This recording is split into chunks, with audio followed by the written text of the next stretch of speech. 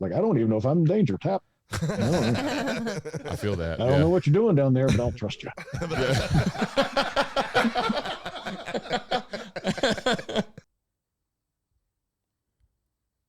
We're live. What's going on here?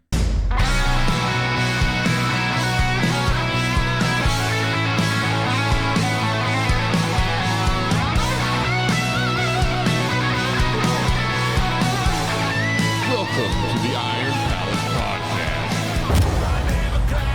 Podcast. Welcome back, everybody, to another episode of the Iron Palace Podcast, the world's most anabolic podcast that has more anabolic chaos than a strongman who dry scooped pre-workout at 4 a.m., misloaded his own yoke, tried to explain periodization to a confused raccoon behind the gym, and is now sprinting uphill with an Atlas stone while simultaneously debating whether chalk is a performance enhancer or a personality trait. And that was a lot. So we're going to keep it short and sweet today. We have a great guest on this week or last week, or I don't know. It's hard to explain how we record these nowadays. So without further ado, we're going to jump straight into it. Hit it, Alan. Just kidding. He's not here. In the world of MMA and jiu-jitsu, there is one woman whose name is rarely mentioned, for it strikes fear in the hearts of man. And that woman has a husband named Derek. With a 1,000-pound squad and other unimaginable PRs, Derek has conquered many realms of strength and came out the other side ready for more. People of the audience, put your hands together for the one and only Derek Wilcox. That's the standard smelling salts. Yeah. That's our, it's supposed to be in my gym bag, but it's became the podcast room zone smelling salt bottle. Yeah. We always have a bottle in here. I used to brag and say we had all of them from the Bear Down Steel series, but we just learned that we don't. So I didn't know that there were different kinds. I thought it was just all rock salt and ammonia. Pretty much, but they have a Bear Down Steel series. It comes in like Alan, throw that to me. What flavors do they have? Toss it. That's better. So these ones come in like little metal cans. Evan Singleton has posted his where he just like bashes it against his head, and looks like a crushed can. Holland's ran his over in his truck. And didn't dent it. So. They're still tough. All right. But they're like they have some that are menthol, like they're mentholated. Some have like cinnamon, root beer. Mentholated? Yeah. Didn't know that was a word. Me neither. Something that has menthol in it is mentholated.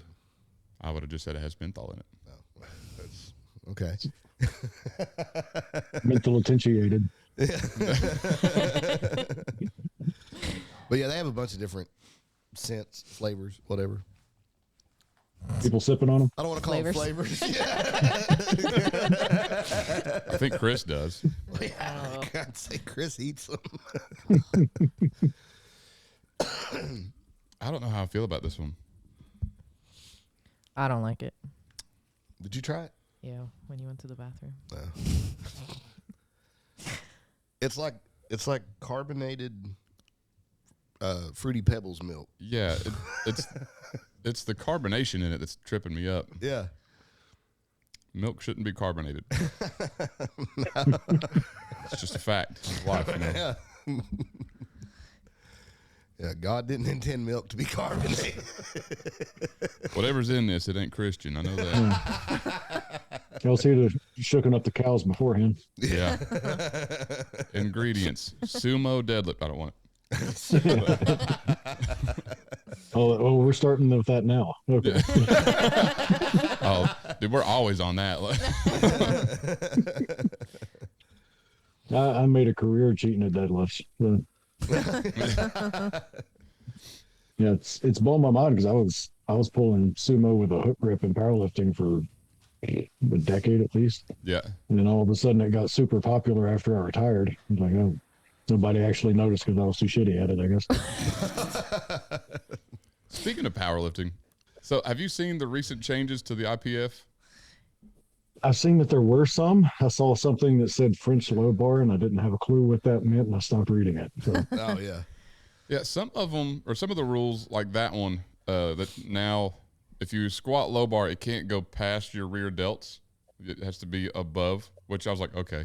And your thumb has to be around the bar. Yeah, you can no longer wrap thumb around. It has to be, which I thought that was always a rule, but I think I'm just getting it mixed up with Well, bench. Chip said it was a rule, but it wasn't really enforced Yep.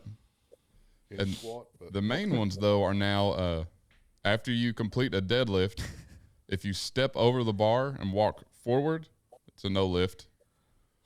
After you finish your squat and you rack, if you walk forward out of the rack, it's a no lift. Yeah.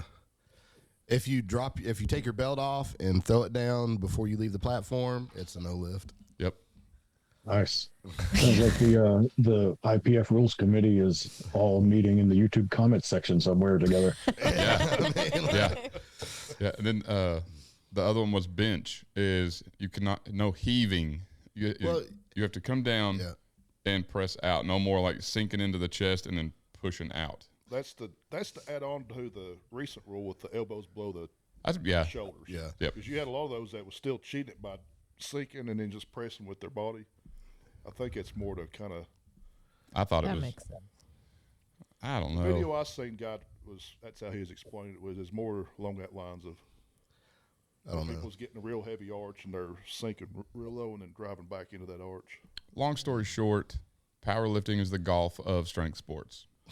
They're trying to take. Well, I will say because they're trying to take excessive celebration out, Yeah. and all that stuff, and I'm like, That's lame. I mean, they're just wanting you to calmly walk up to the platform, do your lift, no emotion, and then calmly walk back off the platform. And I guess they want people to golf clap. I what don't I'm know. saying. Like I don't You just pulled 800 pounds off the floor. exactly. You're not gonna I be mean, jacked. Yeah, that's crazy. already I think it's funny that they smelling salts has to be done off platform. Yeah. You can't, I mean, there's so many just weird rules that they're like, well, let's make this as calm and boring as possible. I don't get it. That's what I'm saying. I'm not joking when I say golf is or powerlifting is the golf of strength sports. Golly, I can't. How much? What is in this? That's the wrong can. It's the wrong What'd you can. do to me, Alan? You got Allen's can. I think so. Some dangers of carbonated milk. Hey, thank you. An infinite stutter. But think about it. Everybody loves playing golf. Everybody loves doing powerlifting. You do golf to relax and just have a good time. At this point, that's what you're doing powerlifting for. I guess. You're not going to get excited over anything That's anymore. a great comparison. Yeah. Already there are so many rules that I think are weird because equipment rules. You can't put your wrist straps on the platform. Your wrist straps have to be the only piece of equipment that you can adjust or do on the platform is your belt. You can buckle your belt. Unless you're Alan, which case Why you don't. is that a rule? You have a certain time limit between when the bar's loaded to when you have to complete start your lift. If you're within that time limit, who cares if you have to put your wrist straps on? Yep. I don't. I feel like they make rules off.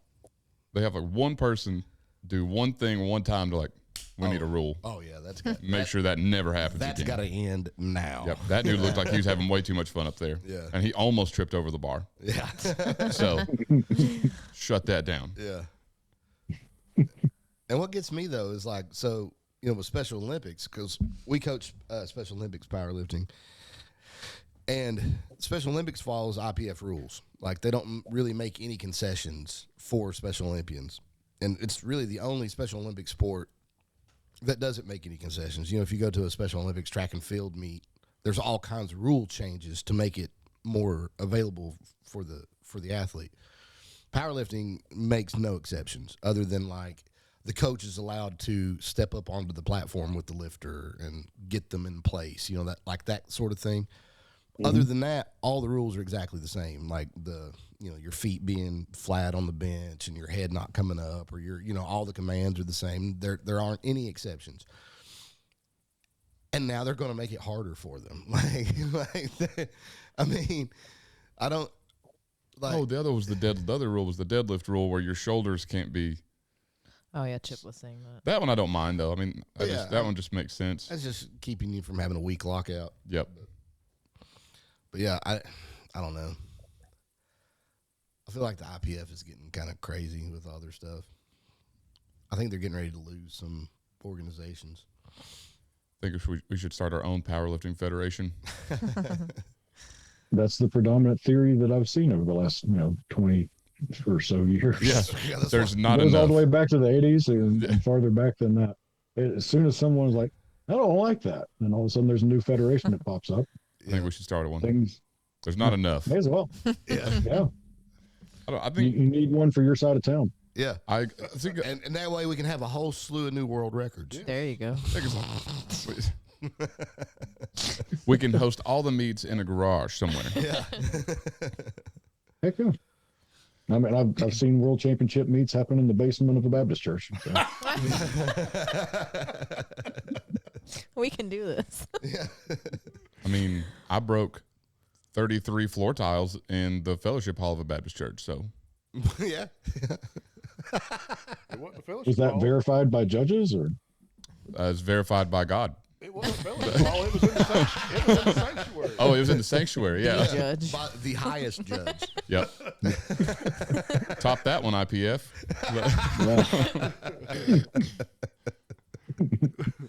I do have a shirt from one of my old training crews. Oh, we went dark. Oh, that's me. Uh-oh. Oh, okay. Caleb. Yeah, I was gonna say I've got a shirt from one of my old training crews up from around Johnson City, and the back of it says "Only God can judge my depth." Go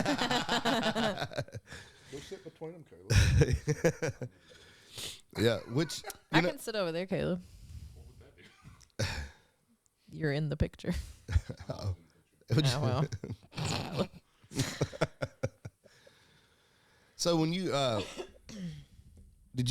when you were powerlifting, were you powerlifting in the USAPL or the? Nope, I was lifting in multiply equipment, Mm, and when I started, which was 2005, in competitions like outside of high school, that was the whole show. Like WPO was the big show, and there weren't like any significant raw competitions at all. yeah. All the way into 2007, I decided to compete without equipment one time. There was no raw division to sign up for. Whoa. So I just went out there and lifted in knee wraps and a belt, just because I didn't want to put on the equipment. It wasn't like that time in my training cycle. I was getting ready for other things. Yeah. But yeah, it just wasn't a thing. And then as time went on, raw started becoming more popular, and I never think anybody should perform their sport or choose where to lift or anything like that based on my priorities. But what I wanted to do was never have an excuse for why I lifted a smaller number than anybody else. Yeah. So now when people ask me, hey, how much did you lift? And like, I squatted 1050, benched 560, and deadlifted 725. I'm like, oh, that's crazy. And then I never have to say, well, I squatted 800. And then somebody will say, well, the other people were lifting these bigger numbers. Like, no. Well, they were wearing all the equipment. Then I have to explain it. Yeah. I never wanted to do that. So it's like, now I just say, yeah, I did absolutely everything I possibly could to lift the biggest number possible. Yeah. And you can think of it whatever you want. That's Iceland last year at the IPF Worlds. There was a team, I can't remember what country they were from, but Germany. I was gonna say it, but I bit my tongue. but they showed up and it was the equipped Worlds, and they showed up and didn't realize, like, I can't remember how it worked out. Like, they thought that they were showing up for Raw Worlds or whatever it was. None of them brought any like equipment. So this, Really? yeah. And I remember I was watching whatever, I can't remember what weight class it was, but this guy showed up and he's just benching in just a singlet. And I thought, well, that's odd. And then I got to talking to somebody else that was sitting in there, and they're like, yeah, their team didn't bring any equipment. Well, the guy ended up opening Raw, and then somebody loaned him a bench shirt, and he got 2 numbers with the shirts. But then I thought, man, these guys are going through. I mean, they flew all the way to Iceland. I would lift also, but I thought, man, that's crazy. There'd be, I would hate to show up in that situation that you were talking about. Like, oh man, I'm gonna open it. Yeah. I'm going to open at 400 on bench, and dude's opening it at 6. That's usually what my bench press looked like anyway in the pro meets. Like I was usually the last guy squatting, but I was probably the first one in the bench flight coming up, so I had to warm up real quick. Oh, retweet.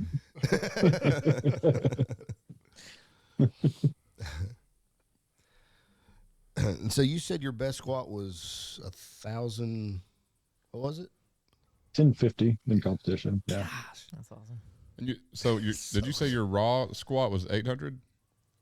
Yeah, in training I did, I think it was 802 or 804, one of the two. Because we've wondered just how much a suit adds. Like we've talked about it because we've never lifted equipped other than like a bench daddy or wraps, but because we've talked about that several times, we don't know what kind of number does it add. So, I mean, it sounds like around 200 pounds. Is that kind of average or? Honestly, I don't know. I had knee wraps on for that, so I don't know if that context is in it or not. But yeah, I mean, it's weird because you start getting a lot of diminishing returns the more stuff you put on. Like, see, it's hard to say, I've got a suit on and then knee wraps. So my suit number by itself without knee wraps might be, I don't know, 900 or something. And then I might only squat a little over 1,000 with knee wraps on top of that. But if I just go from knee wraps by themselves, it's 800, and then I put the suit on, and it's 1050. So there's the math doesn't number right. Yeah, that's wild though. But so does the bench shirt, does it help more proportionally than the squat suit? I wouldn't know. I never got them to work. Because I was talking to somebody not too long ago that the bench is equipped, and he was talking about how much just working the shirt, like making like the whole bench technique is different. It is. And, you have to think about how the shirt's responding to the stress you're putting it under in particular vectors or directions. Yeah.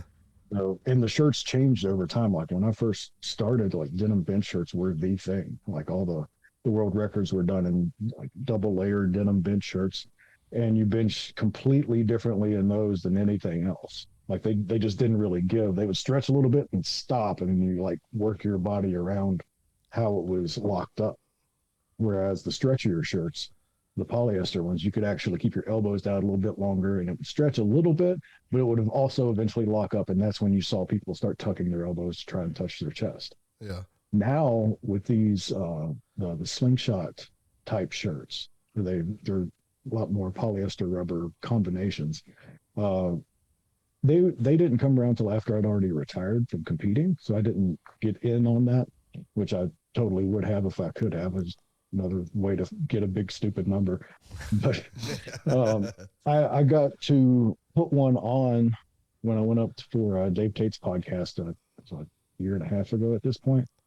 And Matt Smith said, "Hey, why don't you just try one of these things?" I'm like, my shoulders aren't really in the best shape right now. I'd have to warm up because I was doing squats and deadlifts. I'm like, no, don't even worry about it. Like, what do you mean? Like, just put 2 plates on and we'll put the thing on and you can do it. I'm like, that sounds impossible, but okay.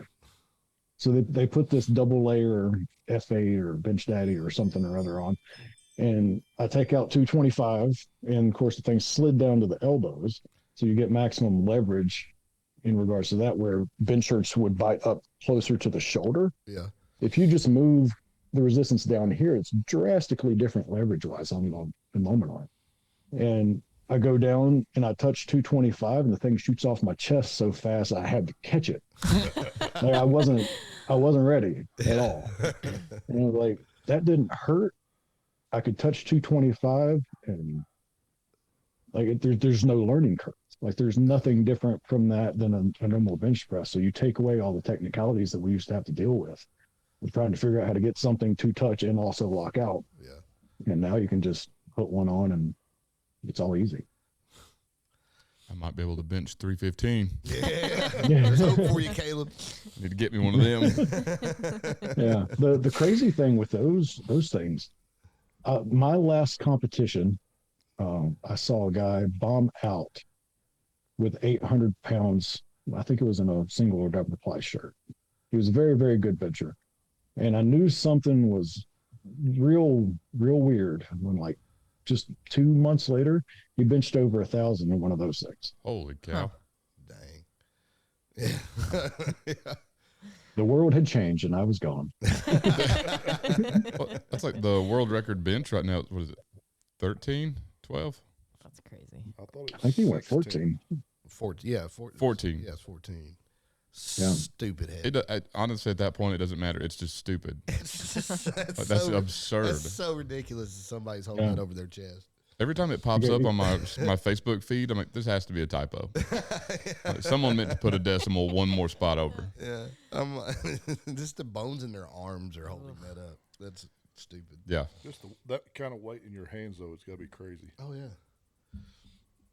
Oh yeah, his bone mineral density has got to be insane. I'd really be interested to see what an X-ray would look like with his radius and ulna in his forearm, and just see how they respond, because you know that they've got to like bow or turn or something. good There's point, got to yeah. be some form of flex, because I know when I would squat something with a comment in it, when I would unrack, I actually stood all the way up. I was 6 inches shorter because I had to set the rack down like below my nipples. I would have to stand all the way up and I didn't go anywhere. Yeah. The bar like barely cleared the hooks and then I was standing up. And if you ask anybody that spotted behind me, like that was the worst job in the world, because I went and they didn't have any room to get their hands underneath my armpits. But there's got to be some kind of a crazy compression effect on his bones at that point in his forearms. Yeah. He's going to be what I tell my kids, and I say, this is why you should drink your milk. Totally. Your carbonated milk. Not that. That does the opposite. I think it drains calcium from your bones. Calcium vampire, if you will. So you're retired from powerlifting. What are you into nowadays? I guess my primary sport at this point would be Highland Games. I compete in that pretty consistently. I try to avoid games in the summer because I'm a giant pansy. But I also compete in jujitsu because of my wife and her constant threat to my well-being. Because she's a 15-time world champion in that, former MMA world champion. So That's awesome. yeah, I started going to class to try and find some hope of defending myself against her. And I cannot. That's fair. And we started dating not long after I retired from powerlifting, so I was still kind of near peak strength levels and fire hydrant thickness at the time. And I thought, I'll train for a year in jiu-jitsu. If I can learn some like basic defensive techniques, I'll be able to keep her away from me, just not get messed up too bad.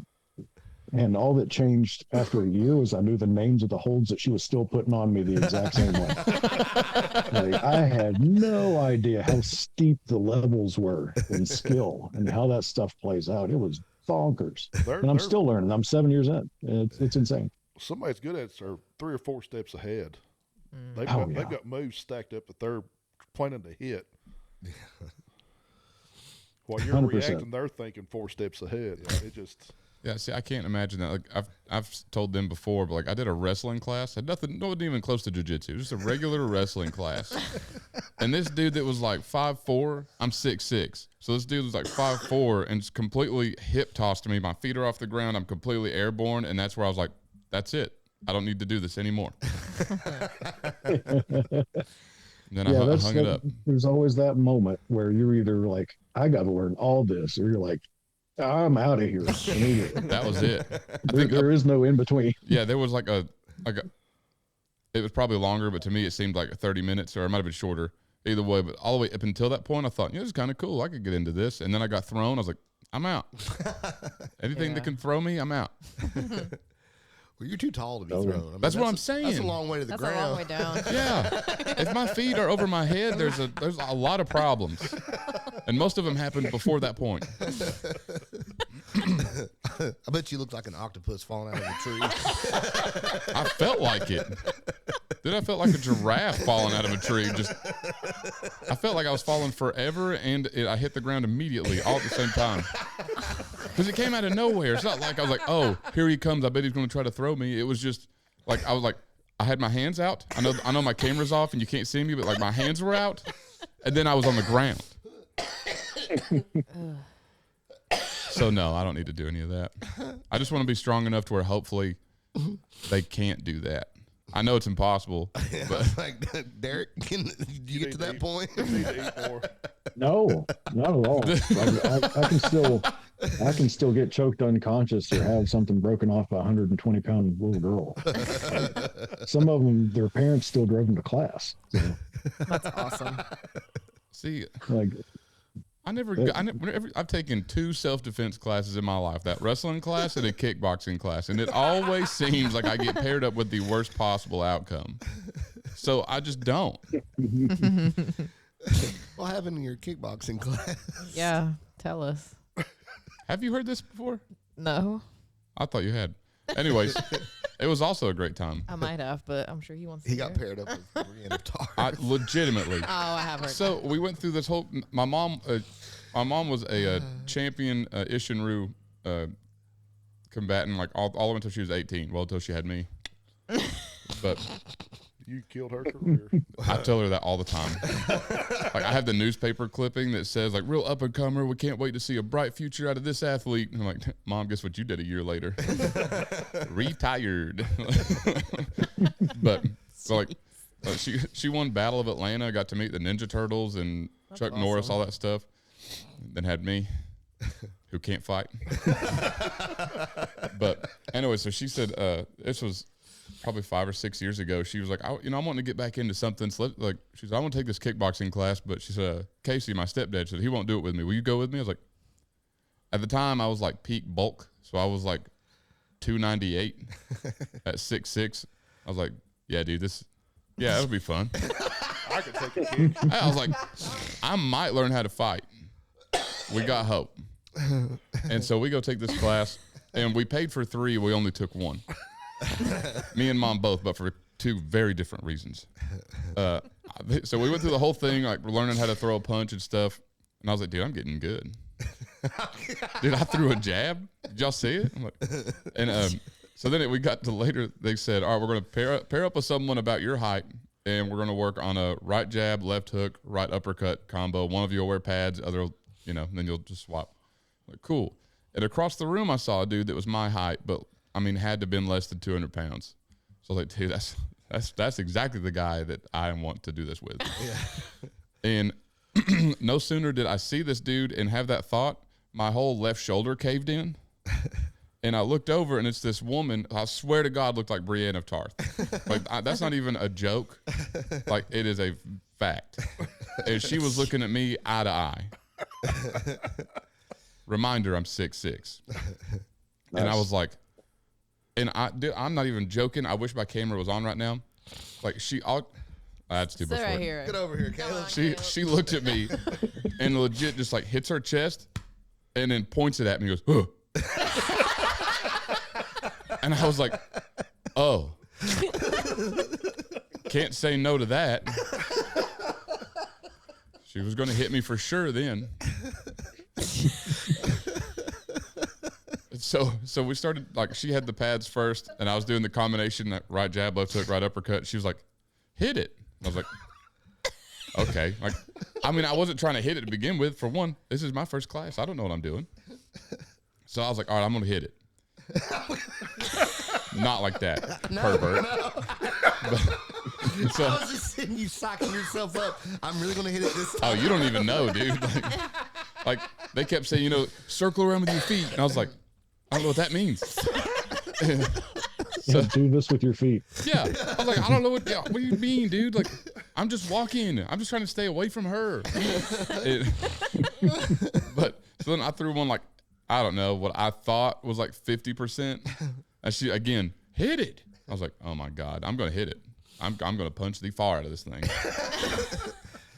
And so like first jab, I was like, bam. And I was like, dude, I know she felt that one. And she just kept looking like nothing happened. Like, all right. So then left hook, bam, again. Still no flinch. And then I hit the uppercut. I was like, oh, dude, I think she'll like that one. She did not. She said, that was a little better. I was like, oh my God, dude, get me out of here. So then we finally swap where I've got the pads. Also, I don't know how someone can give such clear instruction and it make perfect sense, but sound like it shouldn't. Whenever he said, because I was like, I've never used these. And he said, like, just pad like a kitten with a ball. And buddy, that works. Yeah. Like I was like, dude, because whenever he said that, I was like, I'm not a child. Oh my God. And I thought she was going to break my hand. Like she hit that first jab. I was like, oh, that's what she meant by punch it. So I never went back. Why didn't your mom go back? Mom never went back because where she did karate for so long, it's like bred into her head that if you throw at least 1 to 2 punches consecutively, it should be followed by a kick. Oh, no. So she kicked her sparring partner in the stomach 3 times before he gave up. My mom is 5 foot nothing. My mom is 5 foot tall, 140 pounds. She got asked to leave because she was too violent. Dude, I'm not even joking. Like, the only thing I wish would have been different is that I wasn't getting my ass beat, that I could have watched that. Because mom would go, like, right jab, left hook, right foot to this dude's stomach. And, like, it caught him off guard the first time and took his wind out. He's like, so mom's like, I'm so sorry. It was just habit. And he was like, no, I get it. So they kept going. And she did it again. Caught him square again. He's like, he didn't say anything after that one. And then after she got him the third time, he stayed down and was like, I'm done. So we never went back. Yeah. And that's my career in combat sports. I'm glad I asked. That's pretty awesome. I'm surprised you didn't show up after that and be like, where's the big woman? I was too afraid. Where's your competitive side? I think she knocked it out of me. I don't know. I have a weird sense of competition. Like, I'm competitive, but also not. Yeah, I don't know what that feels like. I'm very competitive, but I'm also realistic. If I know that I don't stand a chance, I kind of accept that early. That's probably smart. But if I know I've got if I know I've got a shot, I'm real hard on myself about if I'm going to win. You've got none of that. No. So then, to get back on topic, how did you go from powerlifting to Highland Games? I know Highland Games is kind of like a outskirt strength sport that not a lot of people know about. So how did you? Outskirt, nice pun there. Nice pun. Ooh, yeah, I did that on purpose. Podcasting right there. Yeah, I did that on purpose. I'm a pro. I actually started the Highland Games in 2009. So I'd been in it and out of it for a very long time already. And it doesn't beat up my body like powerlifting did for some reason. Who That's knows? true. So in the last couple of years, I've started to focus on it a lot more consistently. And a lot of the reason, honestly, was because I discovered that I could compete in the lightweight division. Yeah. And That makes sense. I'd always been a real small guy going up against the larger folks I've been an A class thrower since 2010. So, and it was usually something I would do when I would get done with the powerlifting meet. I wanted to get away from that just so I could get away from powerlifting long enough to want to do it again. And that would help long-term sustainability practices. So, Yeah. And I just like the Highland Games in general. It's a really cool deal. The people are awesome. That's my favorite part, easily. But it was something to focus on and use strength, continue to train, develop general traits, and then I could get back to powerlifting. Now, we've got, lightweight rankings and nationals and worlds and stuff like that. So now that I can focus more on that, I'm going to try to make a run for nationals and worlds for this coming year. So Awesome. it's been very refreshing because in jujitsu, when you start later in life, you kind of know that you're not going to be a world champion because there are people who have trained since they were 5, and then you jump into it and you're like hurdy dur, and then they've got you all tied up in different ways to, a nice buffet of destruction that you can choose from. Like any door you open, you are choked out or something's broken. So, See, I don't, that's why I don't do it. I'm gonna sign Amelia up. My daughter's 2.5. Perfect. It's a great time to may as start. well. In my sports science background, we studied a lot about child development, youth athletics development specifically, and the two things that develop children's motor coordination, force production, like all those things the best are gymnastics and martial arts, because all the movements are so complex. And when they're that young, they soak it up like a sponge, and it gets ingrained so deep that a lot of them can't even explain how they do it. They just know how to do it, Yeah. like different movements and stuff as they get older. So it's a huge benefit to them for sure. That makes sense, because I went to my nephew's jiu-jitsu class because he wanted me to go. And like I'm watching the instructor was like, all right, we're going to do this move. And he did it. And I was like, dude, you're telling me these 5-year-olds are going to do that move? Because I can't do that move. And then they all do it flawlessly. I was like, this is okay. Well, I left. One of them, he left before you got whooped by some yeah, dude. 5-year-olds. One of them was eyeing me a little bit. And I was like, I ain't trying to get beat up again. That kid in the corner is giving me the stink eye. Yeah. But I mean, that makes sense though, because I think I'd even talked to my nephew. I was like, how'd you learn how to do that? And he was like, I don't know. Just did it. Yeah, jiu-jitsu is going to be completely different looking within 5, definitely 10 years, because jiu-jitsu absolutely exploded thanks to UFC originally. Yeah. And then I think Joe Rogan's had a lot to do with it as well. Because people just constantly hear about jiu-jitsu and stuff like that. And the kids programs probably, I don't know, 5 to 10 years ago, absolutely exploded. Now all those kids are going to literally be trained submission fighters. And the stuff that I'm seeing in the kids divisions now, they're already, 11, 12, 13-year-olds competing in the adult divisions and winning. That's awesome. Which is absolutely wild. insane. Like my wife has been fighting competitively for 24 years. And when we were in, I think it was Dallas, her first round opponent was 18. No, was 14. Sorry. Her second round opponent, 18. Finals opponent, 13. That's wild. Holy crap. Dang. And they're all some of the best on the planet. Yeah. So You're seeing that. There you go. You seen that in wrestling too. With you got high school kids beating top level college wrestlers now too. They've just been in it for so long. Yeah. Well, Right. I mean, that's something like I ran into in high school. I showed up freshman year, like, I'm going to start wrestling. Well, then you get these guys that have been wrestling since they were like 9. But, I mean, they were all from out west or something, and they moved in. But now everybody's starting that early. Like, Coach youth football. A lot of the better athletes we have been ingrained with some kind of martial arts when they was real young too. yeah. There just seems to be better athletes. yeah, much better coordination.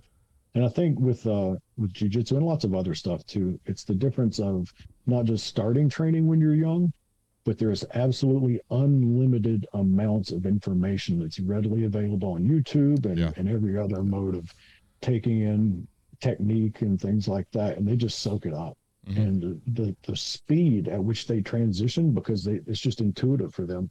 They're like, yeah, you can do these 5 to 10 things over here, and you can do this. If they go left, you can do 5 to 10 things there. And they can process things so fast where I was like, is there an option to the right or the left? I don't know. I'm just going to grab something and hold on real tight. Yeah, talking about how the jiu-jitsu's grown. When I was a kid, I took karate, and about that time was when UFC 1, came out, and the guy that I took karate from started getting really interested in jiu-jitsu, and to train, he would fly to Brazil, and stay for 2 or 3 months and then come back, and then he would be there, back for 6 months, and then he'd fly back to Brazil. Like at the time, there's no place in the United States really to train, in the 90s, Yeah. And now there are jiu-jitsu schools everywhere. And like it's so easy to find jiu-jitsu now. And I mean, I remember when he started like after classes would be over, people would hang around and he'd be like, okay, this is what I learned my last trip to Brazil, and like we would, roll. And he still, it was another couple of years before he was certified or whatever, able to teach, officially teach it or whatever. But like, I don't know, that would have been 95 or something, So it's crazy how much how different it is now. It's so easy to find a gym to go roll. Oh yeah, definitely. Yeah, I'm actually staring at him right now, but my wife started training in 2001, and they learned all their jiu-jitsu in a karate school for close to a decade off VHS tapes. Yeah. They would roll the card out just like in class. Yeah. And put in the VHS tape, watch it, and then try to practice the move as best you could. Yeah. They didn't have any jiu-jitsu people around. There weren't, much less a black belt, there weren't any like purple or blue belts. Yeah. Everybody was just a white belt. Like, I don't know. We'll do some ground karate for a while, I guess. Yeah. That's wild. Yeah. Sounds like how I learned to deadlift. Just watched YouTube. Oh, I was like, VHS tapes? I was like, I don't think Caleb knows what that is. It's like, you're not old enough. You're not old enough, Caleb. Laying on the floor, spazzing around. You know how many cartoons I watched on VHS tape? Okay. Yeah. I got you. I thought there was only one episode of Thundercats for a long time. I was poor. I only had the one VHS tape. It's like, you mean there are more episodes? Dude, I was blown away. Whenever I found out there's a season, I didn't even know what that was. It's really not even a joke either.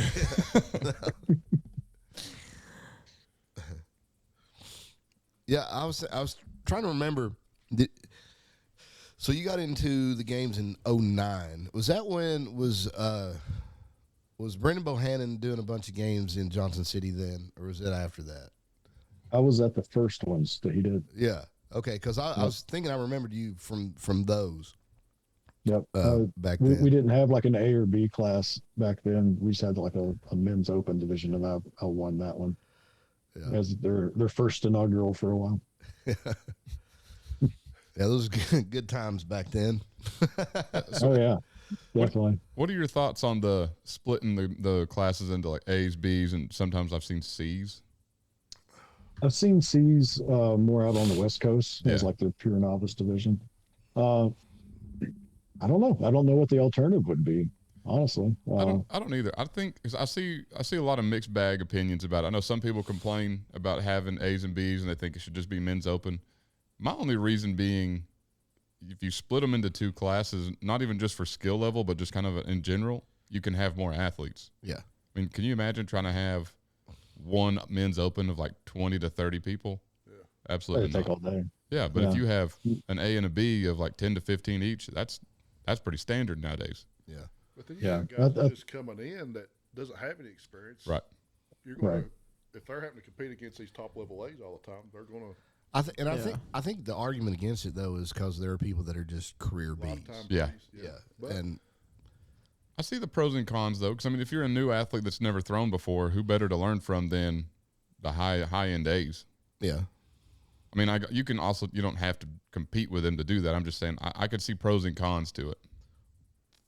Sure. Yeah. I think the biggest dynamic there is when it comes time for caper, because the people in the B's are not going to be trying to throw like a top level A caper at all, especially a novice. There's a higher chance that they're just going to get hurt. Yep. So I think the classes definitely show a lot of benefit there. Yep, I agree. Or Sheaf, now that you've got a distinguished 16 and 20 pound. I couldn't imagine being a brand new athlete learning on a 20 pound. I've never seen an A class throw a 20 though. It seemed like the whole time I was in B's, that was all I heard is you better start practicing with a 20 because once you get to A's, you're throwing a 20. I think I might have been to one competition that had a 20, and it seemed like every A was like, we don't want it. And then we threw the 16. I was like, That's funny. so why do we even have it? It's been about 50-50 for me. Yeah. I just don't understand why we have it then. Like, just make everybody the 16 and call it a day. One less thing I've got to have at a game. If you got short towers, though, you kind of got to have it, I guess. But Well, and I understand that. I mean, there's always the outliers, like the Arnold had to do, was it like a 28-pound sheaf? something like that. Because, I mean, you're only limited to the... Do an indoor. Yep. Yeah. Which I guess, as it turns out, a 50-foot ceiling indoor building is hard to find. It's impossible. Nearly impossible. And the ones that have it have to have jumbotrons. And then they don't want you throwing sheaf near it. It's weird. Selfish, dude. Selfish. Those jerks. Yeah, the height events too. So because like something like weight over bar, B class I think usually starts at 9 feet, Yeah. somewhere like that, and the A's are almost always starting at 11 or 12. I learned this. I've never done one where it's mixed. It's always been I'm either in B's or I'm in A's. Well, then this last summer I did one where they put A's and B's together just for we didn't have enough to split it, or so we thought. And we started WOB at what was it? 6 feet. I've never seen WOB start that low. I was like, homie, I'm 6 inches taller than this bar. I've never seen it start below 8 feet. Yeah, and I don't come in until 14 at the earliest. So I'm sitting over here forever. I was like, The guys, we've got to move. yeah. That's when we split it into 2 groups. Yeah. Well, we started the Masters at 10 foot. Mm-hmm. Yeah. Which is also wild. I don't come into 17. That's what I'm That's saying. crazy. I come in at 13 and just started throwing it over the just because I was bored. That's what I did with Sheaf that day. They opened that same game. What did we open Sheaf at? It was another crazy number. Super low. It was like 12 or 14. Yeah, I mean, it was stupid low. I was like, guys, again, I don't come in till 28. But they was wanting everybody to get a number. Which I mean, Why that, does it I matter? get it, and that's great. I mean, I'm all for everybody getting a number, but just can we split these classes? It's like I ain't got all day. Like I went out and warmed up, not knowing what we're starting at. They're like, all right, anybody coming in at 12? I was like, excuse me. That's worse than breaking for the sheepdogs. That was so bad. On my game box, I have a boat seat mounted to the top of it, and I think I fell asleep in it.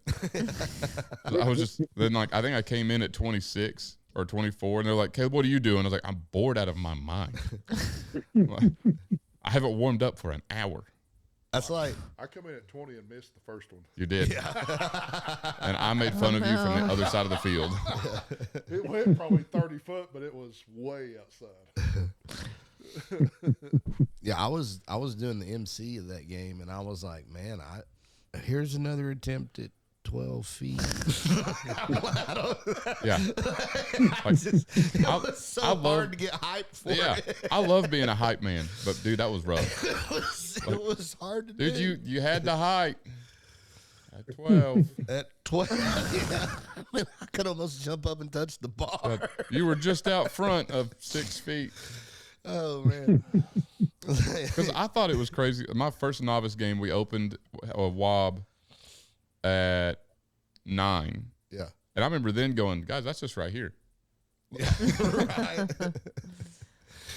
Yeah, when you're looking over the bar. Yeah. That's wild. Yeah, those height events are not too kind to me. Like I'm 5'7", and I've got relatively long arms for my height. Like my wingspan's 71, 72 inches, something like that. And like trying to throw a 56 for height, even when it's shortened, I'm in like less than a quarter squat position when the weight hits the ground. Oh, as yeah, a swim. you're taking a divot. Yeah. Yeah. If the sheaf bag isn't like super tight, like I can't hardly lean over at all, or it's just going to hit the ground. Yep. So I get like no leg drive into those events at all. I'm just trying to make do. Those are the only ones I'm good at.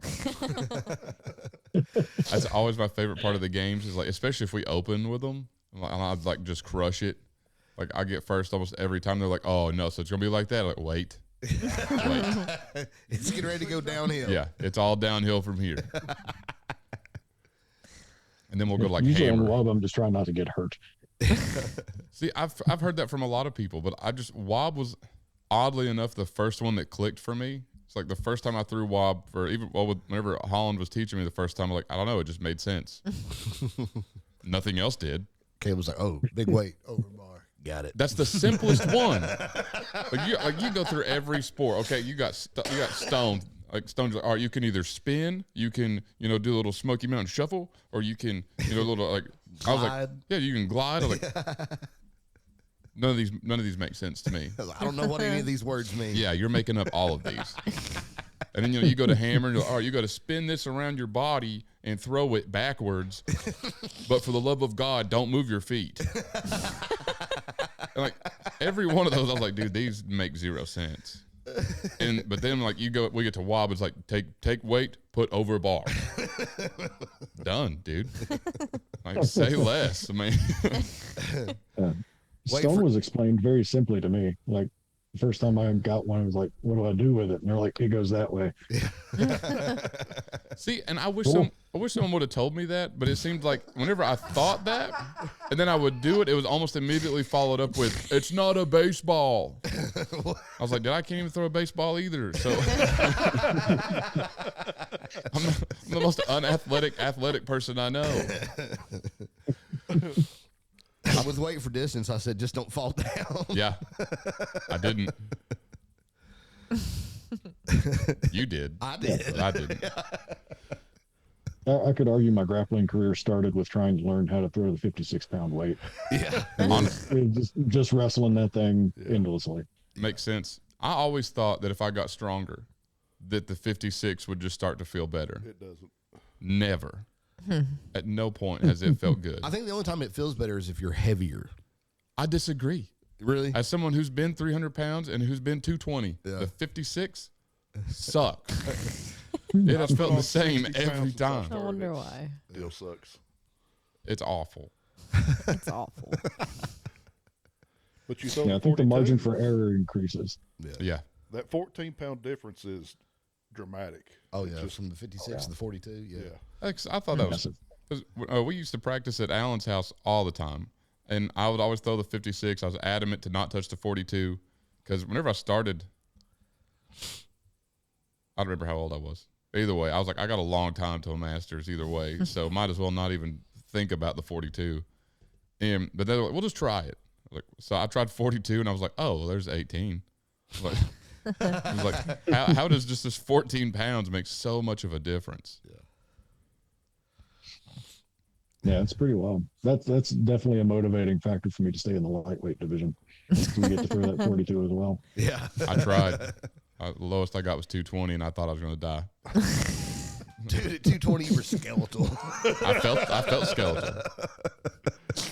I felt awful. You looked like Slender Man. Dude, every time that video pops up that we did of the daily check-ins, Yeah. I feel that. Yeah, we did a bodybuilding cut because we hate ourselves. And the only thing that happened was I looked awful and Holland got hotter. That was all that happened. You won, though. Yeah, you won. That's true. By sheer luck, if Holland had another 2 weeks, I think it was game over. Yeah, we both lost over 40 pounds in 16 weeks. No bulk before that. We did this cold turkey. We had talked a lot of trash on bodybuilders, and we're like, you know what? We should probably try it before. And we did, and I can honestly say Bodybuilding sucks. I will never do it again. It's so hard. That was terrible. Not just the eating, but having to continue to work out when you feel that bad. Oh, no, for me it was the depression. That was definitely the heaviest part of it. Caleb's body dysmorphia really whooped him. I thought I had body dysmorphia before that. I definitely had it during it. Of course, we weren't helping. Every time Caleb would turn sideways, we'd be like, man, where'd you go? Where'd you go? Yeah, Alan's like, you got to eat more. I was like, I ate everything he told me I could eat. There's nothing in here. Yeah, man, those cut phases are wild psychologically. Because all the hormone responses that you get with stress hormones being elevated like that, hormones are literally the lens we view the world through. Like it colors everything with perception. And when you're constantly in that much fatigue and low calorie deficit, there's all that, like your cortisol's staying up, like you're not sleeping well, you've got anxiety.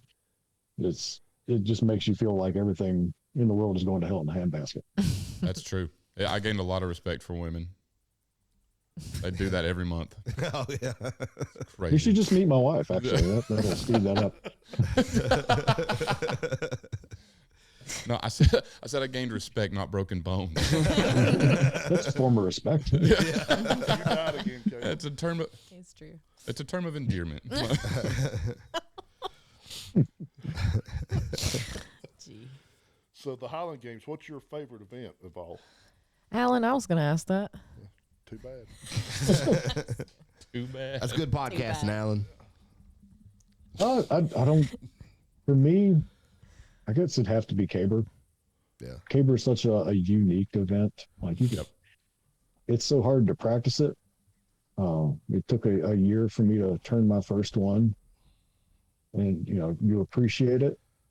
And it's there's nothing else really like it in strength sports. It's just a very, very specific thing. And of course the crowd loves it. So Oh yeah. you get a good turn on a Caber, you hear the crowd go nuts. Like there's not too many other feelings like that. I agree. It's one of those, like, I relate it to a car deadlift, not in a sense of like the type of event it is, but just that it looks way cooler than it really is. Well, it's still cool though. But Oh, I mean, it's very cool. I'm not saying it's just yeah. Oh, but yeah. everyone just assumes you're flipping this massive tree, and in a sense you are, but it looks way heavier than Everybody's it is. always surprised when you tell them how much a caber weighs. Yeah. They're like, "Oh, I thought it was heavier than that." You know? Yeah. Actually, this one's inflatable. Yeah, and What does it weigh? I feel like most people don't have the answer to that question. I Think what is it? Shag has it listed from like 80 to 110. Okay. I The thought it was ones heavier I than had that. was 95, 98. yeah. They was tough. They were. Yeah. I've thrown them up to I think 130 something. Yeah. Most of the A Cabers are between like 110, 130. Yeah. Hopefully they're shorter. Because the ones that are heavier, if they're also crazy long, If they're also 22 feet long. F and A cotton. Johnson City had that 26 Yeah. footer, Oh well, yeah. that big blue one. Mm-hmm. That was- Did anybody ever turn that? I don't know. I got 60 degrees on it. I don't think anybody. I don't remember anybody. It ever looks turning really it. cool in a picture, though, with you holding it. Yeah. That's what she said. I never threw that one, but I did see pictures of that one. I think it was when Garrett Blatnick was throwing there. Yeah. The paint by itself probably added 16 pounds to that. That's true. Someone that can really throw caber is Garrett Blacknick. Oh yeah. Yeah. As part of the group, got him started. Him and his brother Justin, they started in our group up at Appalachian State. That's pretty cool. Yeah. And they went on to progress and do great things in it. And I just kind of muddled along. Came back into it later to get serious. Like, how do you guys do that? Now, Justin, he turned pro last year, didn't he? He did. Yeah. Yep. Or maybe the year before. That's what I was trying to He's remember. done awesome. Yeah. They're He both. stuck with it so He's well. very technical, though. He is. Exactly. His caber pick is awesome. I love watching him pick caber. Yep. Lots and lots and lots of reps. Oh my gosh! You God. can't see Caleb's face.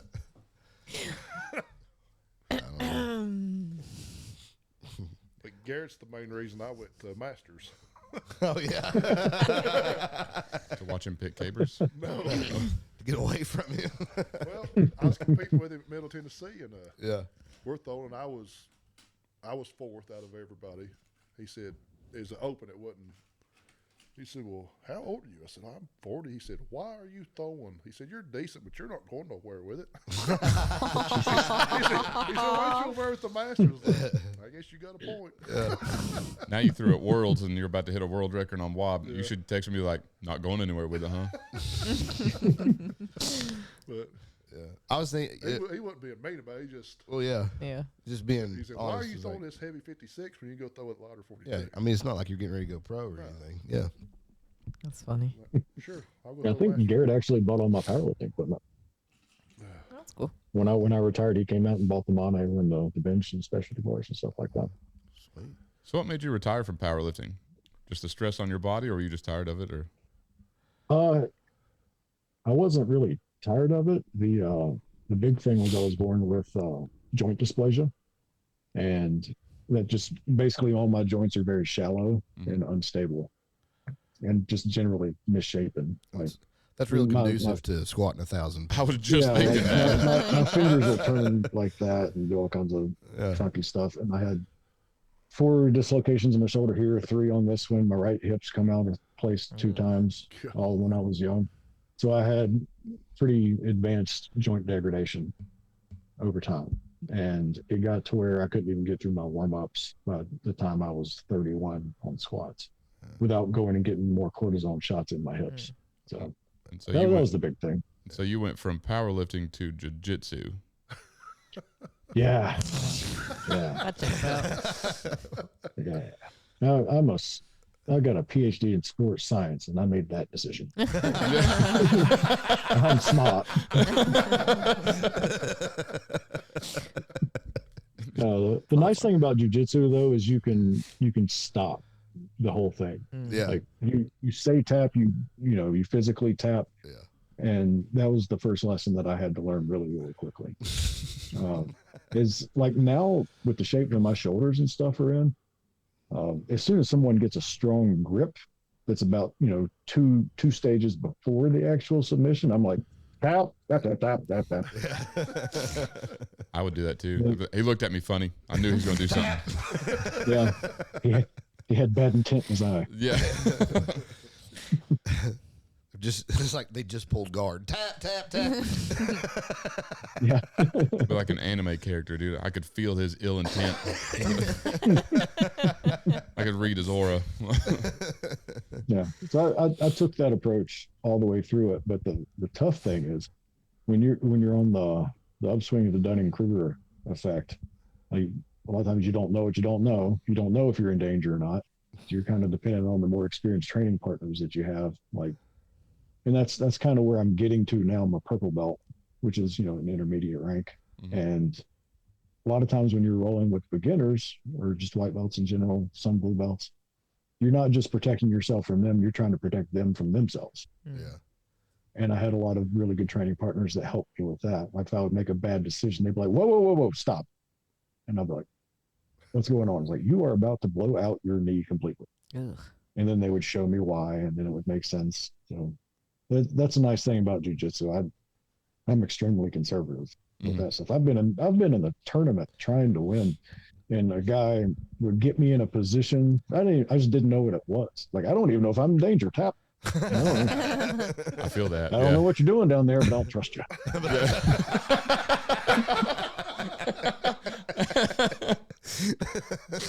Yep. If I was trying to learn from someone, they were trying to save me from myself, I would make them say tap. Like, stop. Say, do you tap? Sounds like I win. No, I was trying to save you. Doesn't matter. Doesn't matter. You said tap. Yep. You said uncle. Yeah, that's the funny thing. Like there are consequences and repercussions. If you take that kind of overly competitive mindset into the practice room, you're training, you're practicing. You go to competition, you compete. But some of the best people in the world, they'll tap several times in a training session, even though they may not have lost a match in 5 years. Yeah. But a lot of times they're trying new things. And if anytime I started, my self-esteem got built up, got maybe a little bit of ego. Like, yeah, I just tapped this guy that's bigger than me, and he was a belt rank higher than me. You go in the next night, somebody just absolutely screws up your whole world. You go crawl under a bed and hide there for a week and a half.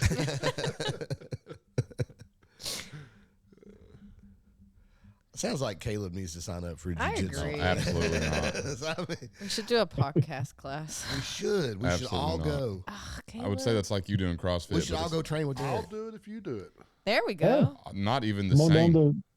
to come on down to Charlotte Jiu-Jitsu Academy. We'll have a good time. Let's do it. I Let's make think a road good trip time out is of the opposite of what that sounds like. it. I think it sounds great. Me too. You're outvoted. I tell you what, I'll video it. There's got to be a cameraman. Oh, you're and I call dibs. Mike's the cameraman. Okay, now who's got jokes? Sounds like you guys just want Caleb to end up hiding under a bed somewhere. They do. They say they're my friends, but I think they secretly hate me. No. I think they joined the podcast for like, we can make Caleb crash and burn. I think that's the fine line of all great relationships in general. Oh yeah, and we ride it. Usually at my expense, but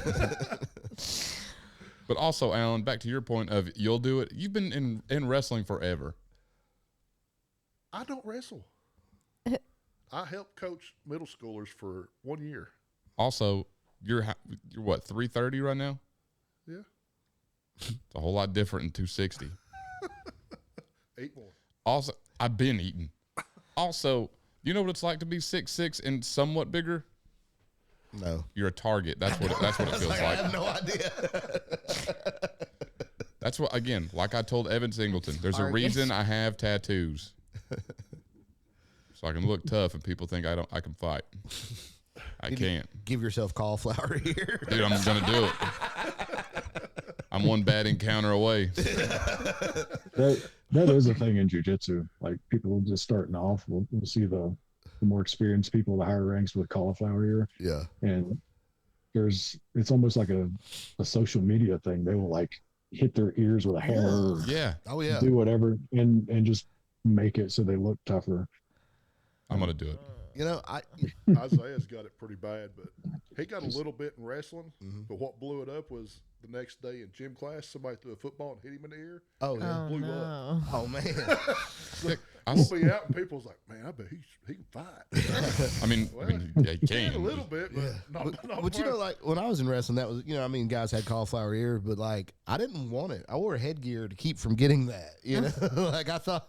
Well, he come home, he's like, you got to take me to the doctor to get this drained. I said, I'm not paying to have it drained if you're going to go back in there without headgear. Yeah. I said, you're not wearing headgear. I'm not going to worry about it. Yeah, that's why I wore headgear. But now apparently it's a thing to have cauliflower ear. You got kids in there beating their ears with plates trying to. Yeah, where they put their ear between two metal plates. That's the worst possible way I think you can get it. That sounds awful. I mean, if you got to cheat to get it, it doesn't count. I walked in the wrestling ring, If you ain't cheating, you ain't trying. and this kid had been in some kind of combat sports since he was 2, and he's a really good wrestler. And he wanted cauliflower so bad he couldn't stand it, but he never could get it. He never could get it. One day, he's got 2 guys on there, and they're wrenching his ear, trying to rough his ear up. He's screaming and crying. I was like, "What are you doing?" But See, if I were him, I'd really play that up. I'd be like, dude, I tried to get it. I can't get My it. ears are too tough. Dude, my ears are made of titanium or something. That's what I do. he was a really good wrestler and really wanted cauliflower, but just couldn't get it. Wow. Sheesh. It's crazy. So no on the class? Yeah. Yeah, hard no. I'll video y'all though. I think we can talk him into it. Yeah. We'll get him in there. All right, I'll do it. See? If hold on. If Alan's got to get beat up by Derek's wife. I've been choked out in the wrestling room. So.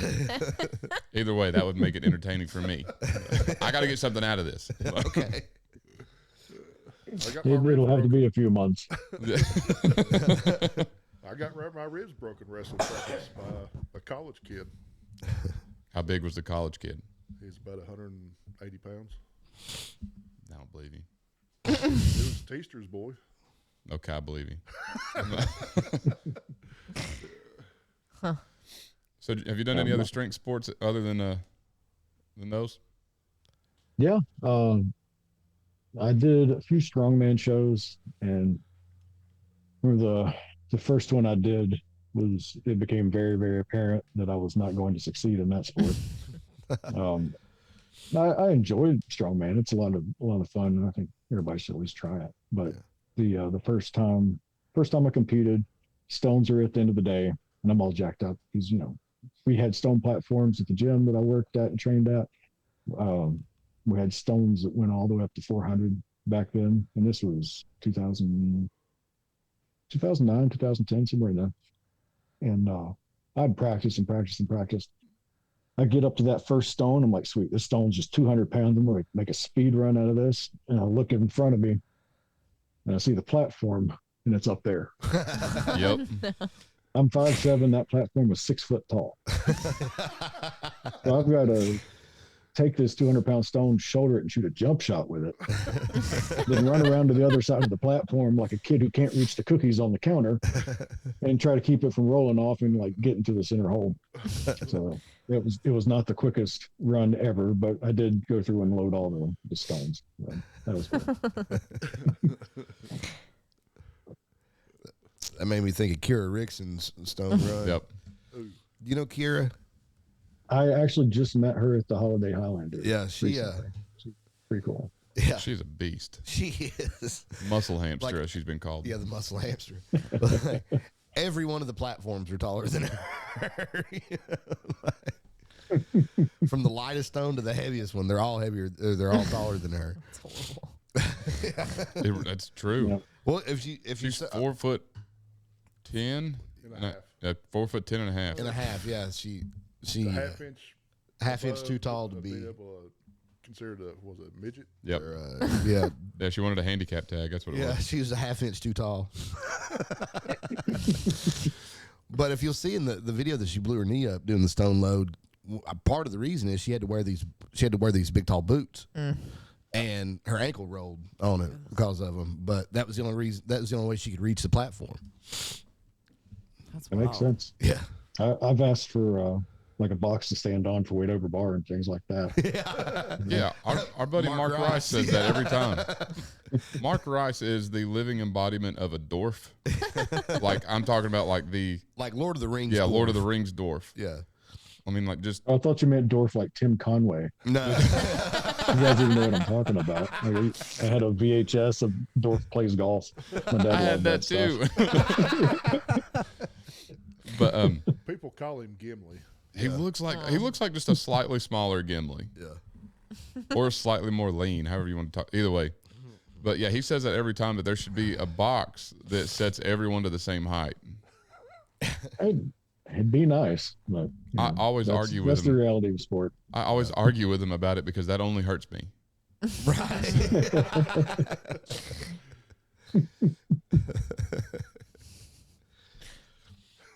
But yeah. Mark, you want to get Mark mad real quick? Suggest that we skip a height or something on WOB. Or play a song that throws off his rhythm. Well, yeah, but that's like Smoky Mountain. We were trying to speed up because we were trying to get done before the sheepdogs, and I was like, "Let's just start at 14." Golly, he started cussing. He was so mad. I think that was his PR. Yeah. Oh,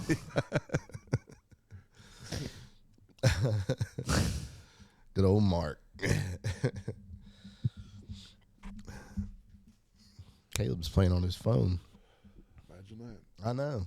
You'd I think can't he was podcasting. I can't even find a quote without y'all. You see what I'm talking about? What? You writing a literature review over there? Need some citations? I do. I need sources. So it looks like they're starting to get a few more games in Johnson City going too. Oh, so you had a topic you could have went to, but instead you wanted to call me out. Yeah, looks like Kevin Miller's running the games up there now. I just saw that on Shag's new schedule that they just put out. Oh, cool. Because Kevin does an awesome job getting all that stuff together. His equipment is really cool too because he's got a lot of engineering into it. Yeah. Very unique. that's cool. yeah, I done the last game, I guess it was, up there before they just quit doing them. Oh, yeah, yeah. That was 18, 17, 18, something like that. I don't think they had any more after that. Yeah. Well, Thomasina, she's been the judge for a lot of competitions that I've been in. Yeah. A lot of them. Yeah. Well, that's how they would travel for him to compete, and she would judge, and they would pay her. That would cover their traveling costs. Ah, smart. Yeah. Yeah, it's pretty sweet. Then she would compete some too. Yep. Yeah, she's always been great. Oh, yeah. I loved having her judge my groups and stuff. She's pretty fun. Yeah. Kevin's fun to throw with too. Yeah. You just got to learn how to take it. Right, yeah. He'll ride you pretty hard too. So. Oh yeah. Yeah, I've gotten to throw with him when I'd be at a games where they combine the lightweight division and the masters group, since we were all throwing the 42. It's a good time. Yeah. That's pretty cool.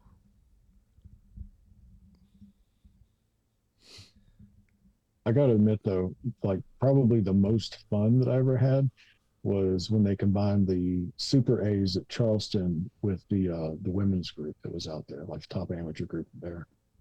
Those girls Oh yeah. are absolutely hilarious. Yeah. Like just nonstop. I had no idea they were having so much fun, or I would have been mad I wasn't in it. Yeah. They had me cracking up the entire day. Just hearing the band, they weren't even talking to me. They could get out there or not. Yeah. But just hearing the jokes they were spitting Oh, back yeah. and forth all day. It was so funny. Seeing some of them throws just impressive too, though. I threw yeah. Glasgow in 18 or 19, and they had the women's championship there, and that was impressive. I don't know how many world records was broke that day. It was crazy. Was that one of Adrian Wilson's many world championships out there? Van Vleck was the one that set a few of them there. Okay. I don't know the timeline for this. Oh, we're at 115. Yeah. Yeah, it was pretty cool seeing just some of their big throws. I had to make sure my 28 went further than their 28. Yeah. Well, like you said, if It was Adrian close. Wilson was there, it's going to be It tough. was close. Yeah.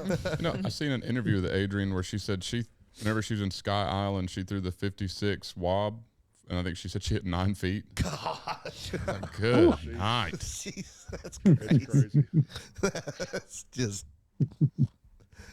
dumb. Yeah. Like, I was thinking about that earlier. We were talking about opening at 9 feet or something. I was like, you know, I'd like for her to do that and just do it in a men's novice group. oh God. That'd be hilarious. She's a blast. I actually worked with her doing the powerlifting coaching for the Team Army in the Warrior Games now. Oh, that's Oh, cool. that's cool. I started this past year working with her. We'll do it again this year. So as long as they continue to have enough poor judgment to keep me around, I plan on being there. Heck yeah. That's awesome. Yeah, I remember listening to one of her interviews. Actually, it was that same one. She said, you know, you have that really good throw where you're setting up, you come around on your first turn, you're like, okay, every cue is set up. I was like, I've never thought that. That was all I was thinking about. I was like, never. My first turn, I'm always like, okay, am I still in the trig? Okay. Mine's never even that. Mine's like, all right, I'm on my feet. Well, I've had those moments, and it winds up being way shorter than any of my other throws. It just feels so great, and then it kind of peters out Yep. when you let go of it. I don't know. Hate when it peters out. It's like KO told me, he was like, quit trying to use technique. He's like, just try to tear the handle out of it. Like Miles Wetzel told me, he said, Caleb, you don't have the wow, man, I could not think of words right now. What'd you put in this drink, Al? Oh, man. Carbonated milk strikes again. You don't Yeah. want to know. Got me. Got him. Oh, he's like, you don't have the technique to do this. You're just strong, so quit it. I was like, I got it. Also, right after he told me I was shit at sheaf. Yeah. Inspiring words. Well, and then you threw sheaf every day after that. I threw sheaf. I kept a bag in my truck with my fork, and I threw sheaf every day for a year until I could hit 30 feet in front of Miles the next year, and he wasn't my judge. You yell across the field, Miles, look at this. I tried. I couldn't find him, so I sent him the video after it was over. He said, "Look good." I was like, "Yeah, but where were you at?" Wanted you to be proud of me.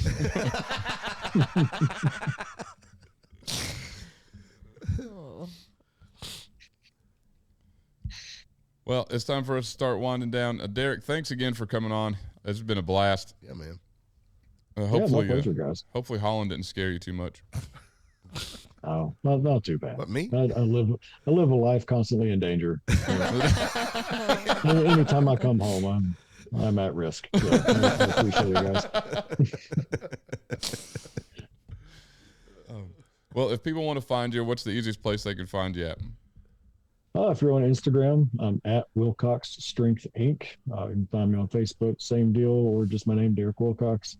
WilcoxStrengthInc.com for any general info you'd like. We've got coaching packages and stuff like that on there. YouTube channel, we're actually about to release our first podcast episode as well. Right on. That's awesome. I sat down and interviewed my wife for like 3 hours. Dang. And that covered like the first little bit of her career. So she's had a wild ride. I've tried to interview my wife for the last 2 years on this, and she refuses. So. How fun. She's waiting to be on a good podcast. Yeah. And she's saving her debut for a good one. She might be on Derek's. Yeah. I love the setup you guys have. It's super, super cool. You guys have a good time with everything. But just keep doing what you're doing. I love it. Cool. Thank you. Yeah. Well, if anybody doesn't have anything else, I have a quote that I had to search high and low for. Under duress. Yeah. Taking friendly fire over here. It wasn't friendly. See what I'm talking about, Derek? All right. If you can lift the stone, you are strong. If you return to lift it again, you are a man. Pa O'Dwyer. Ah.